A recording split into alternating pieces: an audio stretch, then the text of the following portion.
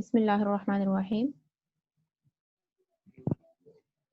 Chapter number 10। Chapter 10 का title है higher order differential equations. अब हमने चैप्टर नंबर 9 में डिफरेंट डिफरेंशियल इक्वेशंस के सॉल्यूशंस फाइंड आउट किए, होमोजीनियस का, नॉन होमोजीनियस का, लीनियर का, बर्नौली इक्वेशन का, सेपरेबल इक्वेशन का, different kinds of differential equations थी। अब हम अगर डिफरेंशियल इक्वेशन हमारे पास हायर ऑर्डर की हो, लेकिन वो सब फर्स्ट ऑर्डर डिफरेंशियल इक्वेशंस ही थी। अब अगर second derivative, third derivative, up to कोई nth डेरिवेटिव इन्वॉल्व हो जाता है इक्वेशन में, तो उसका सॉल्यूशन कैसे फाइंड आउट करना है, ये हम चैप्टर 10 में सीखने जा रहे हैं। इस वक्त जो एक्सरसाइज 10.1 है, जो फर्स्ट हम स्टडी करेंगे, वो अबाउट लीनियर डिफरेंशियल इक्वेशन है। हायर ऑर्डर लेकिन हो वो लीनियर, मीन्स कि उसमें nth डिग्री डेरिवेटिव हो, लेकिन डिफरेंशियल इक्वेशन लीनियर हो, डिपेंडेंट वेरिएबल और उसके डेरिवेटिव्स की पावर्स 1 हो, कोई प्रोडक्ट में ना हो, और इसके अलावा क्या होता है कि ट्रांसेंडेंटल फंक्शंस जो होते हैं वो नहीं होने चाहिए y के, मीन्स के डिपेंडेंट वेरिएबल के। तो इसके सॉल्यूशन के लिए कुछ बातें जो आपने माइंड में रखनी है,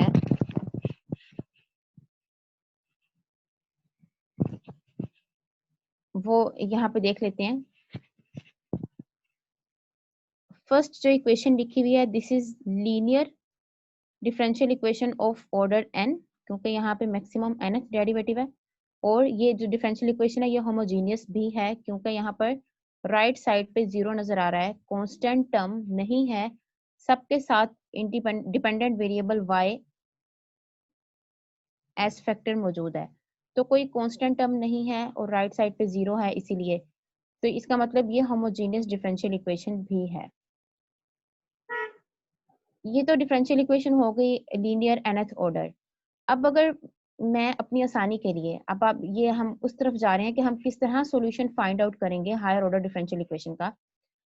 ये जो नोटेशन होती है डेरिवेटिव की डी बाय डी एक्स, मैं इसको अगर कैपिटल डी से डिनोट कर दूं, तो डी बेसिकली ये ऑपरेटर होता है। अब डी बाय डी एक्स इस डेरिवेटिव की, इस कैपिटल डी नोटेशन की कोई वर्थ नहीं होती जब तक ये किसी डिपेंडेंट वेरिएबल पे अप्लाई ना हो जाए। डी वाई डी एक्स का तो हम कुछ नहीं कर सकते। हाँ, अगर D Y by D X है तो वो आगे उसे हम कंटिन्यू करेंगे कि ये एक फंक्शन y का डेरिवेटिव है। तो जब simple D by D x लिखा होता है तो ये जस्ट बेसिकली ये ऑपरेटर की तरह बिहेव करता है। ये एक ऑपरेटर है जो किसी डिपेंडेंट वेरिएबल पे अप्लाई होता है और उसको डिफरेंशिएट कर देता है। तो डी, जिसे जो कि एक ऑपरेटर है, मैं इस इक्वेशन में डी बाई डी एक्स की जगह कैपिटल डी रिप्लेस अगर हम कर दें, तो उसको उसको इस तरह से करेंगे कि अगर just D by D X है तो डी पावर 1 के साथ आ जाएगा। अगर सेकंड डेरिवेटिव है D square over D x square, तो डी पावर 2 के साथ आएगा। अगर थर्ड डेरिवेटिव है तो डी पावर 3 के साथ आएगा। इसी तरह अगर nth डेरिवेटिव है या n-1 डेरिवेटिव है तो डी की पावर n और डी की पावर n-1 रिप्लेस कर देंगे। अब सेकंड इक्वेशन में से आपको नजर आ रहा है कि y तो साथ आना ही है सब में, सिर्फ इस ऑपरेटर की जगह पे हमने डी नोटेशन यूज की। अब यहाँ से इक्वेशन नंबर 2 से हम y कॉमन ले सकते हैं। अगर y कॉमन ले लें तो ये जहां से मैंने लिखा है गिवन, इस तरह की इक्वेशन बन जाएगी। अब y कॉमन ले लिया तो जो y का सारा कोफिशिएंट है इसको इक्वल टू 0 रख दें, तो इस वाली इक्वेशन को, जिसे यहाँ पर नंबर 1 मेंशन किया गया है, ये अबव इक्वेशन की कैरेक्टरिस्टिक इक्वेशन कहलाती है। फिर देख लें, आपने ऑपरेटर फॉर्म में लिखा, y को कॉमन ले लिया, तो अब इस इक्वेशन की कैरेक्टरिस्टिक इक्वेशन क्या होगी कि y के कोफिशिएंट को इक्वल टू 0 पुट कर दें। ठीक, अब आपने क्या करना है, अब ये जो डिफरेंशियल ऑपरेटर d है, ये जस्ट, अब आप समझिए, अगर मैं सिर्फ इक्वेशन 1 की बात करूं, ये एज वेरिएबल आप इसको कंसीडर कर सकते हैं। इसको आप एज वेरिएबल कंसीडर कर सकते हैं। अब आपके पास nth ऑर्डर इक्वेशन आ गई और इसको आप, इसके रूट्स फाइंड करें, इसको सोल्व कर लें। सोल्व करके डी के आंसर्स फाइंड कर लें, डी के रूट्स फाइंड कर लें, इस इक्वेशन के रूट्स फाइंड कर लें, लेट्स से कि वो रूट्स, वो आंसर्स, वो सॉल्यूशंस आ रहे हैं m1 m2 up to mn, equation 1 के सॉल्यूशंस ये आ रहे हैं।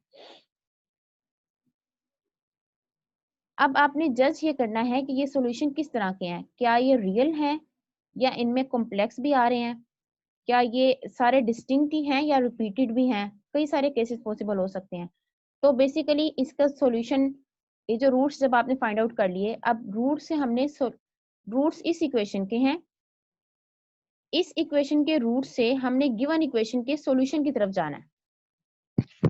अब वो बेसिकली 3 केसेस में जाया जाता है। केस 1 ये है कि अगर रूट्स रियल हैं, कोई कॉम्प्लेक्स रूट नहीं होना चाहिए, और डिस्टिंक्ट हैं, मींस के अनइक्वल रूट्स हैं। ठीक है, अगर रूट्स रियल हैं और डिस्टिंक्ट हैं तो क्या करना है आपने, ये सॉल्यूशन लिखेंगे, और ये सॉल्यूशन कैसा है, y is equal to c1 e की पावर m1x फर्स्ट वाला रूट, प्लस c2 e की power m2x second root, up to cn e की पावर mnx, मींस के तमाम रूट्स को e की पावर में लिख दें अलोंग विद वेरिएबल, और साथ कांस्टेंट, एक कांस्टेंट से, आर्बिट्रेरी कांस्टेंट से मल्टीप्लाई कर दें और सबको ऐड कर दें, तो ये बेसिकली गिवन इक्वेशन का सॉल्यूशन बन जाता है। लेकिन ऐसा कब होगा, जब रूट्स रियल होंगे और डिस्टिंक्ट होंगे। केस 2 में देखें कि अगर रूट्स रियल हैं, मींस के कॉम्प्लेक्स कोई नहीं है, लेकिन वो डिस्टिंक्ट नहीं है, रिपीटेड है। फॉर एग्जांपल किसी इक्वेशन के रूट में 2 आ जाता है, एक रूट आता है 2, लेकिन 2 दो दफा आ रहा है। जिस तरह हम कहते हैं ना कि आपने इस इक्वेशन को, किसी इक्वेशन को सोल्व करें, x minus 2 whole square equal to 0 है, तो यहाँ पर x is equal to 2 2 2 repeat हो गया ना, 2 दो दफा आ गया, तो हम कहेंगे कि ये जो रूट 2 है ये डिस्टिंक्ट नहीं है, बल्कि ये रिपीटेड है। जब कोई रूट रिपीटेड हो, मींस के अगर कोई दो रूट्स रिपीटेड हैं, तो उसके सॉल्यूशन में, इस ऊपर वाले सॉल्यूशन में क्या चेंज आएगी, अगर m1 इक्वल m2 दो रूट्स रिपीटेड हैं, तो फर्स्ट टू टर्म्स को देखें, क्या लिखेंगे, c1 प्लस c2x, जो सेकंड वाली टर्म होगी उसके साथ हम एक वेरिएबल भी डाल देंगे, और e की पावर m1x कॉमन आ जाएगा क्योंकि m1 इक्वल टू m2 है। तो चेंज क्या आई, एक टर्म के साथ इंडिपेंडेंट वेरिएबल x आ जाएगा। अगर 3 रूट्स रिपीटेड हैं तो 3 terms m1 equal m2 equal m3 हो गया, तो सबको m1 के इक्वल पुट कर दें, e की पावर m1x कॉमन ले लें, और c1 plus c2x plus c3x square, इसके कॉन्स्टेंट्स को इस तरतीब से इंडिपेंडेंट वेरिएबल उसकी पावर से मल्टीप्लाई करके ऐड करेंगे, बाकी सारा आगे वैसे ही जाएगा।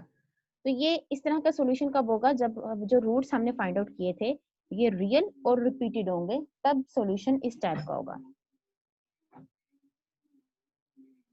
नेक्स्ट, अगर रूट्स आपके पास कॉम्प्लेक्स रूट्स हैं, उस केस में सॉल्यूशन कैसे होगा। कॉम्प्लेक्स रूट्स का मतलब, इतना आपको, इतनी तो श्योरिटी होती है आपके पास कि जब भी, एक बात याद रखनी है कि जब भी आपके जो रूट्स के, जो आपने इस इक्वेशन से इक्वेशन 1 के फाइंड आउट किए हैं, कॉम्प्लेक्स हैं, तो कॉम्प्लेक्स रूट्स हमेशा कॉन्जुगेट के साथ आते हैं। मींस कि अगर a प्लस आयोटा b एक कॉम्प्लेक्स रूट है, तो इसका मतलब a माइनस आयोटा b भी एक लाजमी रूट बनता होगा।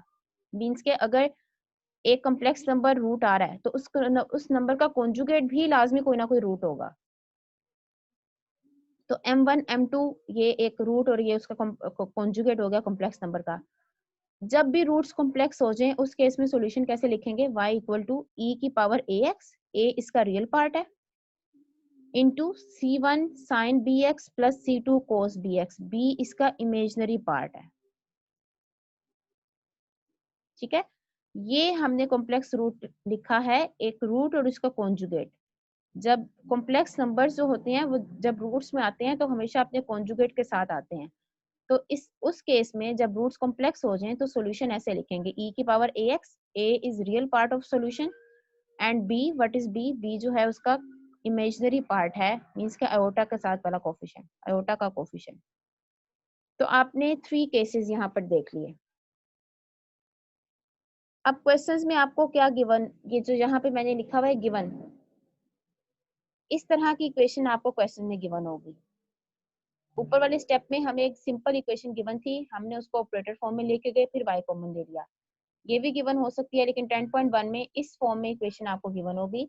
आपने फर्स्ट स्टेप में उसकी कैरेक्टरिस्टिक इक्वेशन लिखनी होगी, सेकंड स्टेप में अब जो कैरेक्टरिस्टिक इक्वेशन लिखी है, जिसे मैंने इक्वेशन 1 का नेम दिया है, इसके रूट्स फाइंड आउट करने हैं। अब आपने देखना है ये जो रूट्स हैं ये इन 3 कैटेगरीज में से किस में फॉल करते हैं। अगर रूट्स रियल और डिस्टिंक्ट हैं तो ये सॉल्यूशन डायरेक्टली उसका लिख देना है। अगर रूट्स रियल और रिपीटेड हैं, और अगर रिपीटेड हैं तो कितने रूट्स रिपीट हो रहे हैं, एक रूट्स कितने टाइम्स रिपीट हो रहा है, उसके अकॉर्डिंग इन दोनों इनमें से सॉल्यूशन चूज कर लेंगे। 4 टाइम्स रिपीट हो रहा है तो इससे नेक्स्ट ले लेंगे, वो केस 2 में फॉल करेगा। अगर रूट्स कॉम्प्लेक्स हैं तो उसका सॉल्यूशन इस टाइप का होगा। ठीक है, तो बेसिकली आपने सोल्व किससे करना होगा, इस कैरेक्टरिस्टिक इक्वेशन को सोल्व करके इसके रूट्स फाइंड आउट करने हैं। जब रूट्स फाइंड आउट हो गए तो जस्ट ये जज करना है कि वो किस कैटेगरी में फॉल करते हैं और उसके अकॉर्डिंग सॉल्यूशन डायरेक्टली लिख देना है। ठीक है, ये तो पूरा मैंने ब्रीफ कर दिया कि हम इस एक्सरसाइज में क्या करने जा रहे हैं। अब नेक्स्ट कुछ क्वेश्चंस हम देखते हैं तो आपको मजीद क्लियर हो जाएगा, वो नेक्स्ट लेक्चर में आप देखते हैं।